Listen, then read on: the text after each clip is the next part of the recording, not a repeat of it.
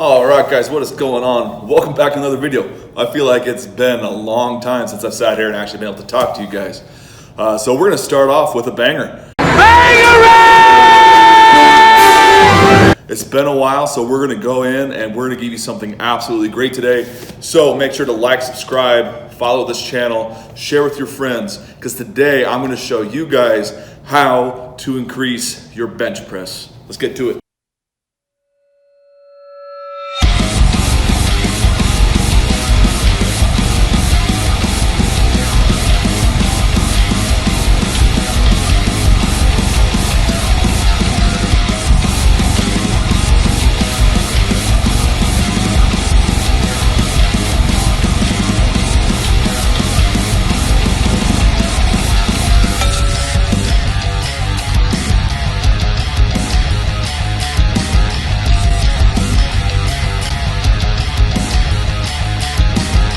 So how are we going to increase your bench press? We are going to use different variations to help you increase your bench press. So when do we use variations? We don't use the variations necessarily on your first training day of bench press. Much like we've done with the deadlifts previously, we add in variations of the bench press on our second, third, or maybe even fourth day for bench press.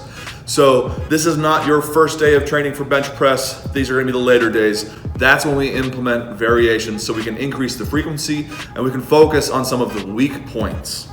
So what are your weak points? That's the first thing we have to figure out. Where, when you bench press, do you typically fail the most, right? Is it off the chest, mid-range, at lockout, or are you just not able to manage heavier weights? Those are the four typical areas that we will use and variations that will go to attack those weak points to make your bench press increase. All right, so let's go ahead and break this down and attack each one of those weak points separately and give you 2 to 4 variations that you can implement in your training program on your second, third, or fourth variation day to get your bench press to increase. All right, so you are weak off the chest. We have 4 variations or 4 things we need to work on here. First variation is paused benching. So this can be something as simple as competition pause, where you make sure the bar is complete dead stop, or you can do a pause bench press for 3 to 5 seconds, maybe even more on the chest. This will help time under tension for your chest, which will help build muscle mass on your chest. Another option we can do is wide grip benching.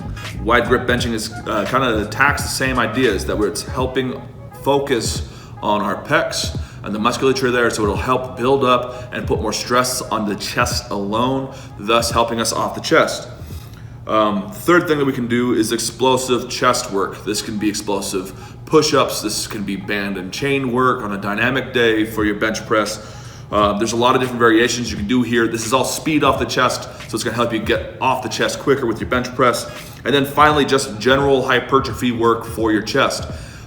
Usually when you are having a weak point off of the chest, it's because we do not have the muscle mass or the strength there to push the weight off of the chest. So we need to build up muscle so we can build stronger muscles with that extra size.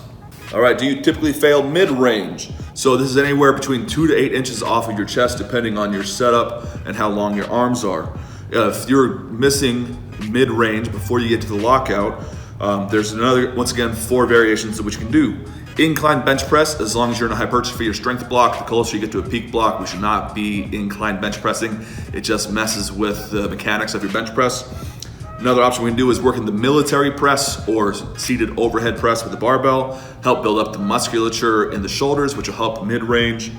My favorite ones to implement for me and a lot of my clients is the Spoto bench press, where you're stopping 1 to 2 inches off the chest, and this is helping you generate speed and generate force in that area in which you're having a sticking point.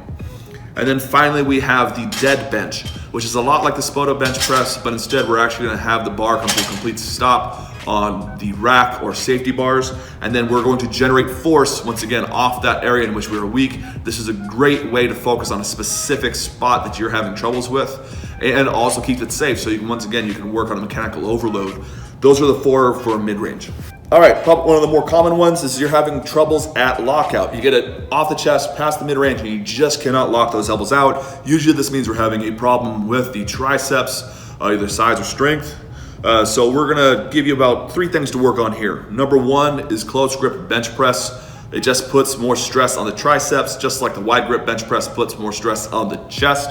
So if we're weak in one area, say the triceps, a close grip bench press really helps build up raw strength in your triceps. My second thing I like to do is tempo skull crushers, heavy tempo skull crushers. This is powerlifting, and when the bench gets heavy, it tends to slow down. And so if we only train explosively with the triceps, we were kind of missing something there. So if we make it slow on purpose, so that way we get used to the grind with the triceps with a heavy skull crusher, this will help our lockout a lot. And then outside of that, it's just other tricep work. Popular ones are like the JM press or the Tate press. These work along the same lines as the close grip bench press, and they're just fun variations to toss in as well.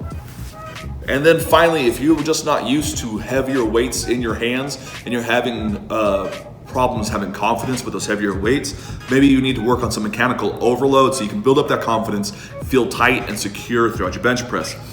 There's 3 things I like to do with me and myself and my clients. One is slingshot bench press. You can go to 105, 108% of your normal bench press, and this will help a mechanical overload. Same thing with reverse banded bench press, although this one I don't do as often just because it's a little bit more set up than the slingshot. It works fantastically and it still does the same idea. And then a block bench press or a high pin bench press. This is not like a 1 or 2 board, we're talking 3 board, a long range of motion restriction. So we're gonna bring the barbell 3 to 4 inches off the chest as we're doing the bench press with a high block or a high pin press. This will help once again handle heavier weights and feel more confident at lockout and engaging the back with those heavier weights in your hands. All right, guys, I hope this video helps you out. If you implement some of these variations into your program on your 2nd, 3rd, or 4th bench press day, they will help your bench press increase. I can almost promise you that. I've been doing it for a long time with a lot of different people, and it's really helped increase their bench press. Attack your weak points, get stronger. I love it. If you guys want some specifics as when it comes to sets, reps, percentages, let me know down in the comments if you want a bench specific program, and I can put one out for you guys. Although it'll just be general, it will at least give you something to start off with. And then if you want more in-depth personalized programming, reach out to me at fieldstrengthandathletics@gmail.com. And then once again, guys, if you want to see our merch that we've just released this last month, honestly, they look pretty cool. So if you go down to my website, fieldstrengthathletics.com, you can click on the merchandise tab and it'll take you to my Teespring shop, Field Strength and Athletics, and you'll get to see all the wonderful products that we offer. I really appreciate the support. Helps me get my name out there. All right, guys, hope you have a great week. Go out, do something great. I'll see you on the other side. Peace.